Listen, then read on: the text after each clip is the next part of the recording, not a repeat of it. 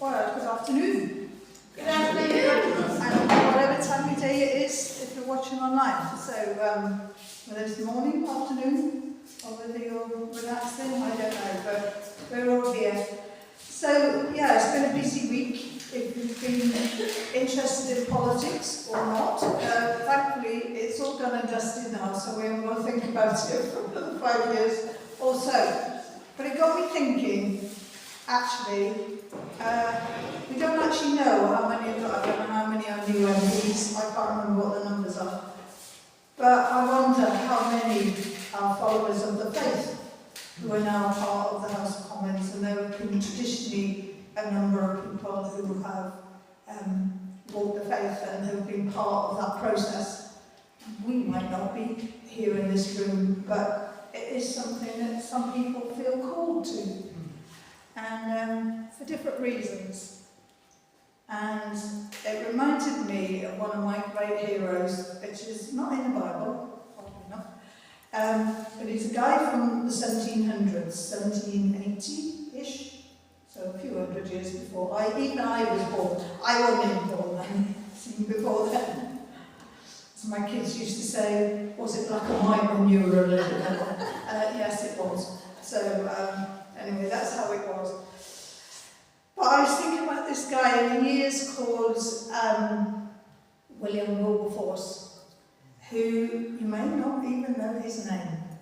But I don't know if anybody knows in the room what he was renowned for doing. Any ideas? Huh? Yeah. Abolishing slavery. Yes, that's right. So, he went into politics because he thought he'd make a load of money that way. He wasn't a believer. But God had a plan for his life, because he had plans for lots of people's lives he wanted to make better. So he went into politics, and not long afterwards he came to faith, and he came to know Jesus, and it changed the way he thought completely. And it impacted what he did. And later on in his life, it took him a while, because there was a lot of opposition, because I don't know if you know about the history of slavery and the connections with the UK and money. A lot of men, particularly men, there were no women in Parliament in those days, didn't want to stop making money. So I'll just shift this a bit nearer so I can see. So yeah, so it was, he instrumented in getting slavery on the agenda, and was very instrumental in getting slavery abolished. And it literally happened. I think it was 3 days before he died. Amazing. It was his life's work, and he persevered and didn't give up. But just think of all the hundreds and thousands of people he will have impacted because he listened to what God wanted to do in his life. On that note, we will visit a young man. We've already heard the story of Daniel already, which is great. But Daniel is of the same ilk, a young man who listened to the voice of God. So, we know the story from the beginning because Byron told it now, just now. So who can remember what was how did he end up? He was grew up in Jerusalem. He was one of the king's great David's great-grandsons. How did he end up in what is modern-day Iraq? He was captured. And that's what they used to do in those days. They still do it a bit now, but in those days they just used to send the armies and they just capture a load of people. But the king, we've got some, I put the verses up behind because I'm going to sort of skim through it really. You've got it, Chloe. So this is in, if you turn to find Daniel, it's about 2/3 the way through the Old Testament, towards the end of the Old Testament.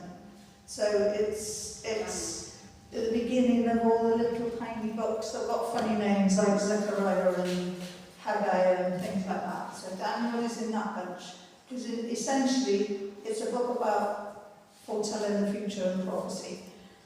I would recommend you looking at, if you want to have a bit of an overview, is to go on the Bible Project. Do Google that, bibleproject.com. And they got all the books of the Bible with a lot of information about the history and the overview of the story. It doesn't go into great depth, but it gives you an idea of how all the stories fit together. Because it is sometimes like a big jigsaw puzzle, isn't it? So Daniel, here he is, a young man.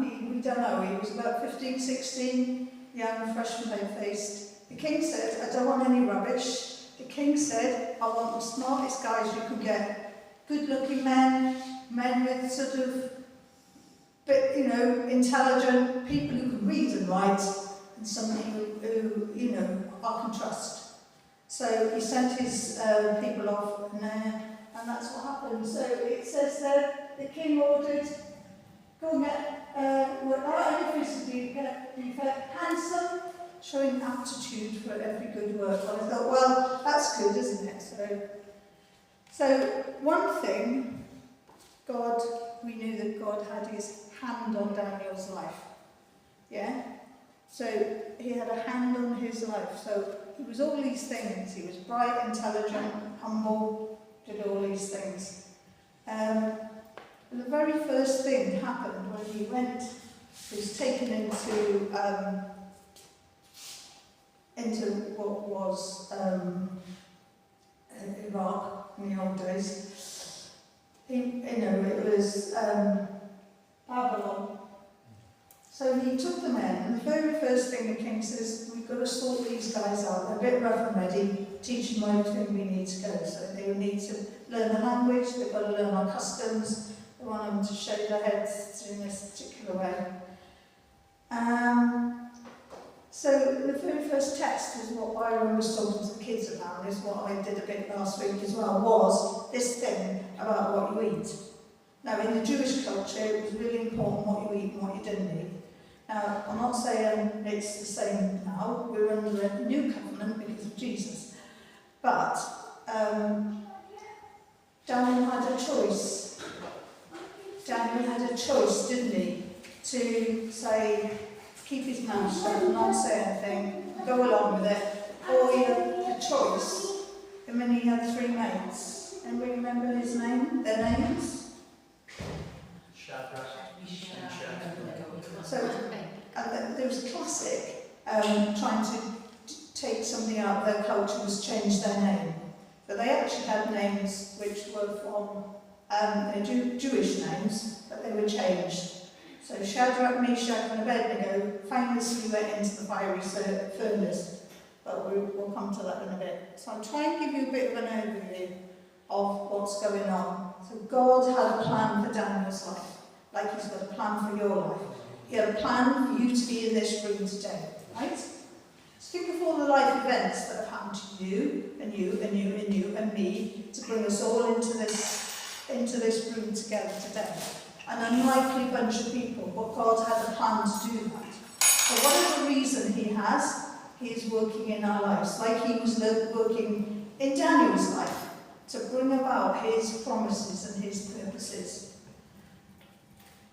So, the guys didn't eat the wine and the meat and all the pork and all the nice stuff that the other young men. So they just had vegetables, and they decided they would just stick with the vegetables. And it says a bit further on,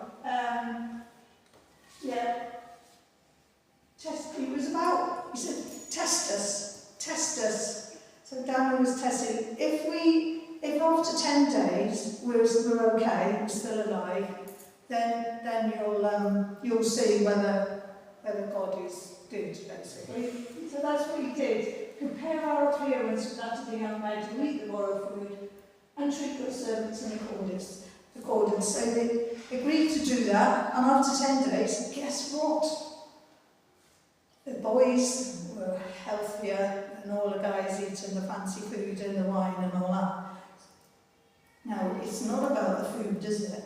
It's about them honouring and doing what God wanted them to do. They were following God's way. And that's not always easy, and everybody else is going that other way. Like William Wilberforce, he was a man with a fair bit of money, and all his cronies, all his mates in the parties were making millions of pounds on the backs of slaves. He had a choice to go that way or not to go that way. And he chose to do what God wanted him to do. Like Daniel had a choice, didn't he? He had a choice.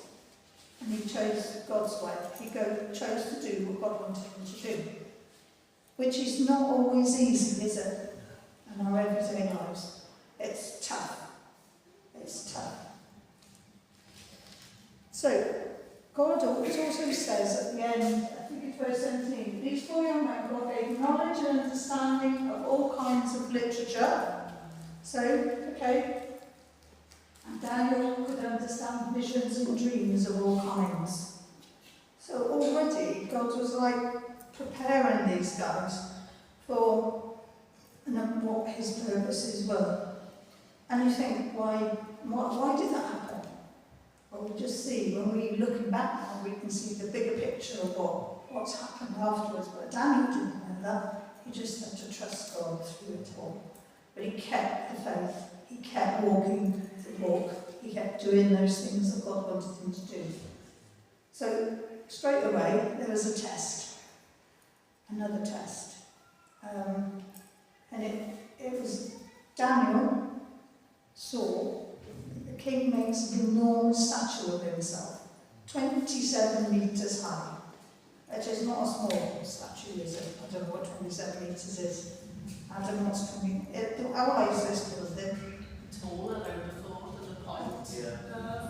About 12 metres, something like that. Or at least as twice as high as this building. So, possibly 3 times. I'm not very good at meters. There he is. And the very first thing he says, everybody must worship the statue. Another test. And Daniel wasn't around at this time. We don't know where Daniel was. He's not in the picture. His mates were. And did his mates worship the statue? No. They did the right thing. And then we know the story where they went in the fire and they came out of the fire alive. But it was a test, wasn't it? Because God made them, put them in this place. There was another test. And then shortly afterwards, there were more kings and more dreams. If you want to, it's like Lord of the Rings, this story, because there's so many kings and stories and dreams and things. It's quite fascinating. If you read the whole thing, it's quite an interesting read. And they all have wonderful names, like Nebuchadnezzar and Belshazzar. So there we are. They have all sorts of interesting names. But the king had a dream. Another test for Daniel. The king had a dream about and he was really worried about this dream. He didn't know anybody that could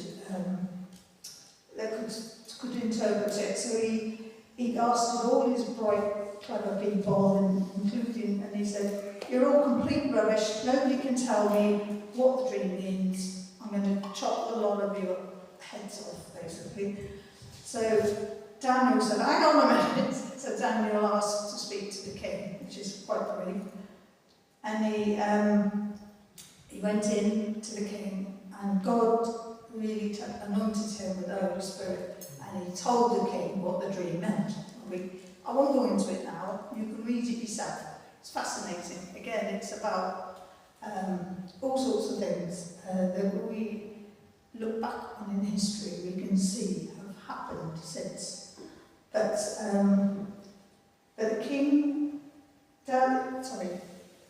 the king was very pleased because Daniel was about to give everybody the chop, and then Daniel stepped in with the interpretation, because even though he knew it wasn't going to be very good listening for the king, he was obedient and he did what God wanted. So, we'll go through the next bit, and then there are more dreams and more kings and more bad news. And all the time, Daniel delivers these things faithfully. There's the one where the writing's on the wall, and that's a phrase we use, isn't it? The writing's on the wall. So that's what he said. That's what the king said. No wise man, enchanter, magician, or diviner can explain to the king. But it's one of the big buts in the Bible. It's one of the great buts. But there's a God in heaven, and whatever situation you're in or you find yourself in, just remember, but there's a God in heaven. It's one of those great buts of the Bible, in a sense, because God is able to do things which we don't think are possible. So, the one about the writing on the wall, you might have heard of that story. They're all feasting, and then a hand, an actual hand, and comes and writes a message in some sort of language on the wall, and everybody's a bit, they think they've had too much wine, I think. And then Daniel interprets, and it's not good news for the king. And by the end of the night, he is no more. Somebody assassinates him, and it's the end of his kingdom as we know it. So it's quite an interesting read, that story. There's quite a lot of threads to it, because it's more about Daniel being in the right place at the right time and God using him to bring about his purposes. This happens just before Esther comes on the scene. Chronologically, Esther is much earlier in the Bible, but Esther is not long after this, about 50 or 60 years after the episodes of Esther happen. So all this was happening. So it's all connected, isn't it? And God's promises for his people, it's all connected. So then there were new kings, the guys from Persia. So this is Daniel 6. This is the verse I want us to remember this bit, because it's a verse I remember learning this when I was in Sunday school, so that's a way back then. And it was in black and white as well. But they had, but what it was, the main part of it is, there were new kings because the Medes and the Persians, so that's from modern day Iran, came over and overthrew all the others from Babylon, from that area. And that was in Daniel's prophecy. Daniel prophesied that would happen, and it happened in Daniel's lifetime. And the king, I don't know what it was, I don't know if they're all the same, but kings and rulers all seem to think that they know it all and they're bigger and better than everybody else. Humility doesn't seem to be their strong point. So first thing, there's some guys who are a bit jealous of Daniel, and because he doesn't seem to do anything wrong. So he gets good favour with the king. He was honest and fair, and it says in the Bible he was not corrupt or negligent. Well, if you look at most governments across the world, that's probably in what they are like. But this verse here is, so the king, he was called Darius, so it's a bit easier to read that one. He had a bit of a big ego. So these guys who were plotting against Daniel said, hey, I tell you what, why don't you say everybody must pray to you for 30 days and that'll make everybody think you're great. Oh, okay, king thought that was a good idea. So he does this. But what does Daniel do? What does Daniel do when he hears? When Daniel knew the writing thing had been written, degree had been published, I didn't learn that version. When Daniel knew the writing had been signed, he went upstairs to his window and he prayed to God as he had done before. And that's a real test to us, isn't it? If we're in a testing situation, do we keep doing those things we know which keep us strong in the faith? Does it keep us doing those things which really hold us, ground us, keep us rooted, keep us standing firm? Because it's not easy to stand firm when everybody else is doing it the other way. I don't know if you ever tried to walk in sort of like in the underground when everybody else is coming up at 5 o'clock. It's really hard to go the opposite way, isn't it? Or something like that. It's just really, really difficult. So, what do we know? Guy's caught Daniel in the act of prayer. He goes into the lion's den, and he comes out of the lion's den, and then that's about all we know about Daniel. He was well in his 80s when that happened, so that's quite impressive, I think. And then he then dedicates his life, a lot of his life, to writing and giving prophecies about further on. So that's the last chunk of Daniel, is all about that. But there's one thing that made me think about why, not so much why, but how did he keep it together? How do we keep it together? And there's some verses written by Paul. Paul was the follower of Jesus in the New Testament. So he wrote letters to different churches when they were new, and he wrote to the book of the church in Ephesus, and we call it Ephesians. And he wrote there about keeping firm in the faith, standing your ground, doing the right thing, doing what you do right, doing what you do well. So it says, finally build up your strength in the Lord by means of his mighty power. Put on the armour of God. Well, the armour of God is such...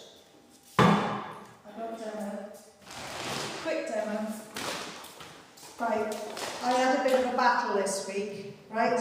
So this is a demonstration of our armour. So, this was my weapon, okay? Oh, one of them. Yeah. This was my other weapons. Right? There's these. Right. Thick hoodie. Does anybody know what the enemy is? The brambles! The brambles? Right? You know what the enemy is. You go in prepared, don't you? For what everything might be difficult. Yeah? You need all the things to fight the enemy. Okay, our day-to-day enemy is not the brambles, but you have to go in prepared. If you don't put your gloves on, you're going to come proper, aren't you? You're not going to be able to finish the job, you're going to have to give up quick. Just like us, if we try and stand there without the armour of God on, and not do those, not get rid, not, if we don't do what Daniel did and stand firm in the faith, keep praying, keep following God, doing those things, making good choices, we won't do very well when there's a battle. So it says, so put on God's armour now. When the evil day comes, you'll be able to resist the enemy's attack, and you will hold your ground. So that's really important, because I hate brambles. They're horrible things. I love blackberries, but if you ever try cutting them down, they're just horrible things to fight with. And they usually quite often win. You end up with them all right around you, and it's just horrible. But the purpose of that is to say, well, we must keep our armour on, because we don't go in with our weapons and our defence just like that. I mean, this is a whole other series of talks, Ephesians 6, isn't it? But we're in the armour of God. And then there's one last verse, which is along the same lines when he wrote to the Corinthian church, which is 1 Corinthians 15. It says, so then, my dear brothers and sisters, stand firm and steady. Keep busy, always on your work for the Lord, since you know that nothing you do in the Lord's service is ever useless. That's 1 Corinthians 15:58. And I love that. And like Daniel, maybe thinking that he was an administrator, it was, every day to day was counting camels and stuff like that, and organising this and that. And in whatever we do, we must do it with a heart that's a good heart. And Daniel had a good heart. And nothing we do for the Lord is ever useless. Don't let anybody ever say when you. So that's about where I wanted to be. So I hope that helped you understand a bit. It'd be good for you to go and look at that online at the Bible Project, and it will just give you a bit of bigger picture of what Daniel was about. Because it's not as straightforward what he said, but he was very straightforward. He did what God wanted and he listened to God. So we're going to have communion now. Do you want to pray first? Yeah. Yeah, we thank you, Lord, for the example of Daniel. That he was a man that followed your way, that he listened to your spirit, and Lord, how you used him in an amazing way to prepare people for the return of the Jews to Jerusalem, and how all that part of it was just amazing, how you brought all these things together. Yeah, bless you, Lord, for your goodness, and teach us to put this armour on. Amen.